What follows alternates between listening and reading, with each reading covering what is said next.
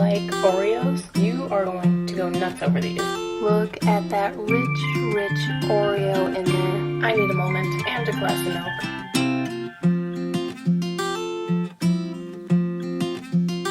Hello there. Today we are making Oreo truffles. You only need a few ingredients: Oreos, cream cheese, and chocolate chips to melt and dip in. If you're familiar with cake pops, this is a very similar concept. To start, you're going to get out your food processor. I have a little baby one here. Full-size one is great. If you don't have a food processor, that's okay. You can go the old-fashioned way and use a rolling pin.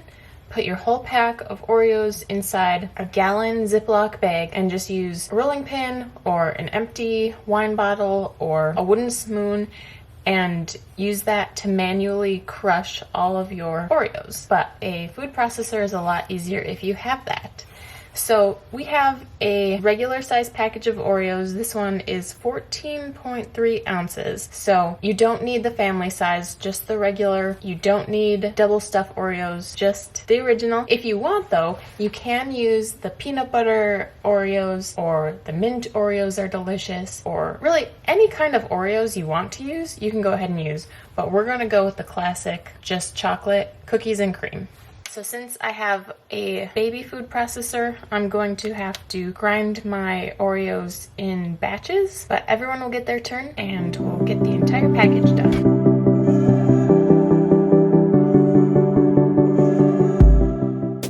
So you want to avoid any big pieces left over. If you have a nice fine grind, that's perfect. It makes it a lot easier to mix our cream cheese in.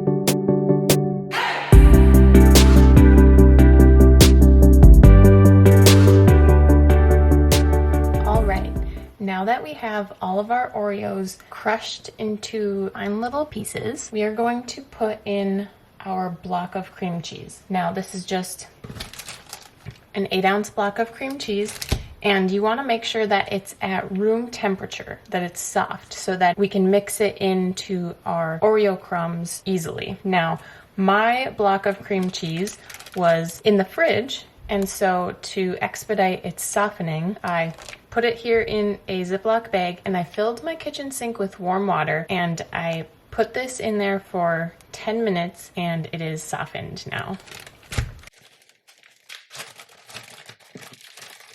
Just a little tip if you want to speed up the process.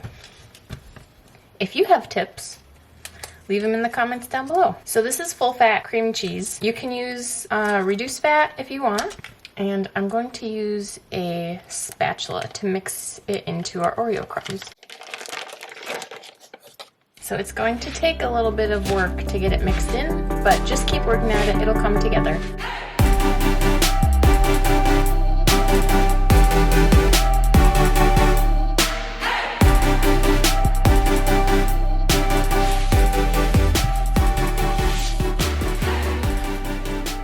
All right.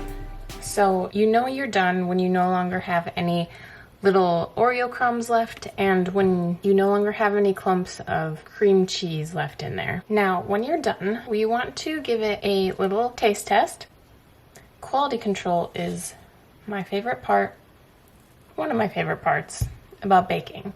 You really want to make sure the product is up to par. I could eat that by itself, but we're going to practice some self-control right now. And we are going to get a cookie sheet out and put some parchment paper on it and ball this up. Now you can do this part by hand, but it'll get a little messy because your hands are warm and your cream cheese will start to soften even more and then your hands will get all messy. So I'm going to use my handy dandy cookie scoop. And if you have one of these, go ahead and use it. It doesn't really matter what size it is. It really depends on how big or how small you want your truffles to be, or what size your cookie scoop is.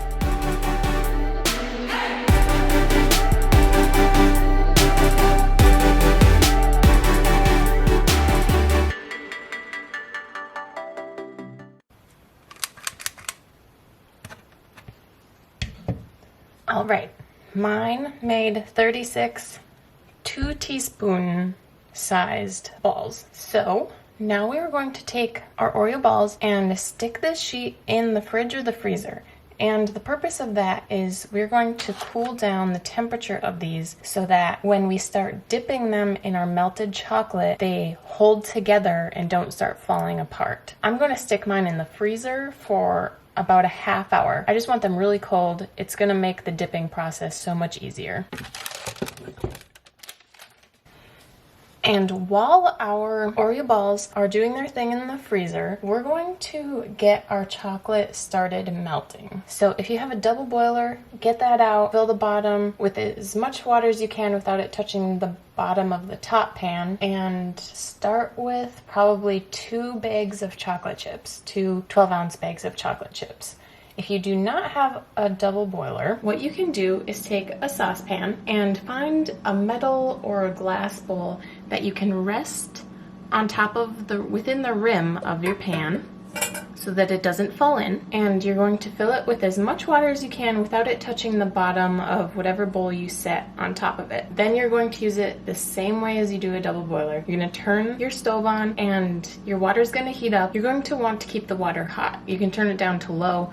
Just keeping that water hot will produce steam underneath your top bowl or the top of your double boiler, and it will gently melt your chocolate chips. So you don't have to worry about your chocolate melting, and you don't have to worry about your chocolate starting to cool as you're dipping your Oreo balls in there. I do have a top to my double boiler, but I just wanted to show you guys an alternative option if you don't have a double boiler. So while our Oreo balls are chilling in the freezer, I'm gonna get my chocolate melting. All right, our Oreo balls have been sitting in the freezer for about a half hour, and they are nice and cold and nice and firm.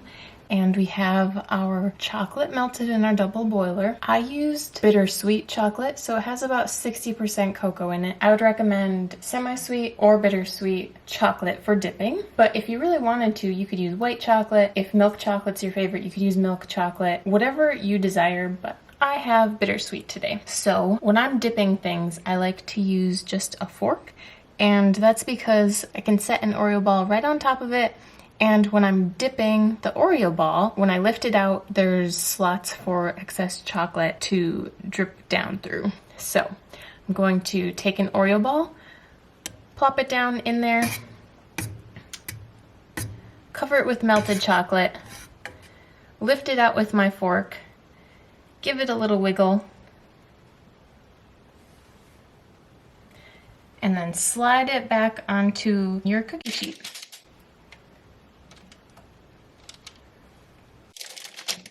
And repeat until you get tired or you finish them. It's okay if you only get some of them done and then you're tired or you run out of time or you have something else to do. Just pop your cookie sheet back in the fridge or in the freezer and come back to it when you have more time.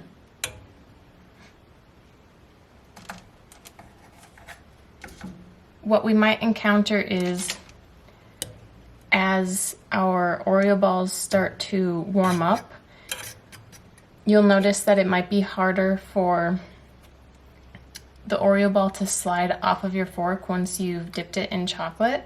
And so that's usually my sign of work faster and finish up, or put them back in the fridge or the freezer to cool off again. Another thing that might happen if your Oreo balls are warm is they might start to fall apart when you're trying to dip them. So I find it very, very helpful just to have cold Oreo balls.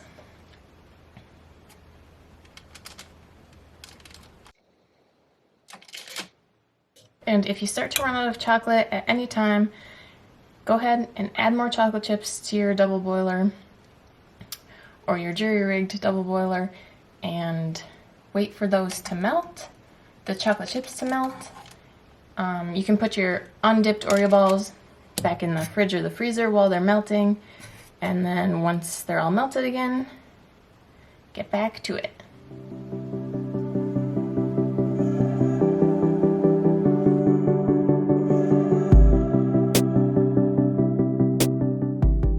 Now, if you want a little bit more glamorous Oreo balls, let's put some sprinkles on top. I just have some gold sprinkles. Since our Oreo balls are cold, our melted chocolate is going to cool a lot faster. So if you're going to use sprinkles, dip some of your Oreo balls and then decorate them, because my first line is already set up and my sprinkles wouldn't stick to the top. But you don't have to use sprinkles, but we're going to make ours a little bit more glamorous.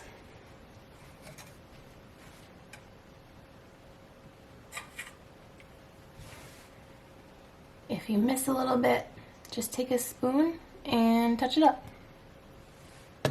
And since it is Christmas time when we're filming this, we're gonna put some festive sprinkles on top of some of these.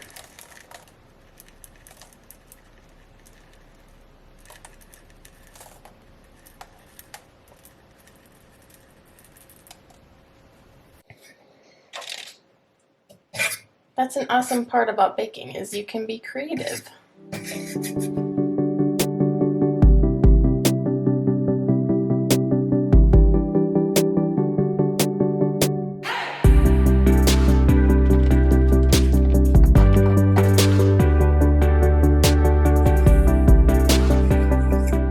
Well, as you can see, these ones back here are still a little glossy, so they aren't done yet. However, these, when I say they're not done, the chocolate hasn't hardened yet, but these, at least first 2 rows, have hardened already. I don't want to make you guys wait, and we're going to give them a taste test.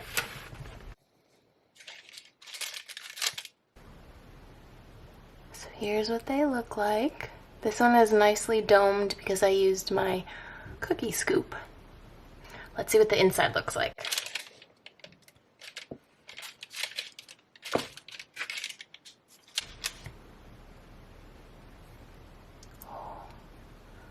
Look at that rich, rich Oreo in there. Okay, let's give it a taste test. I need a moment and a glass of milk. If you like Oreos, you are going to go nuts over these. I know there's cream cheese in them, and even if you don't like cheesecake, I think you're gonna like these a lot. They are so delicious.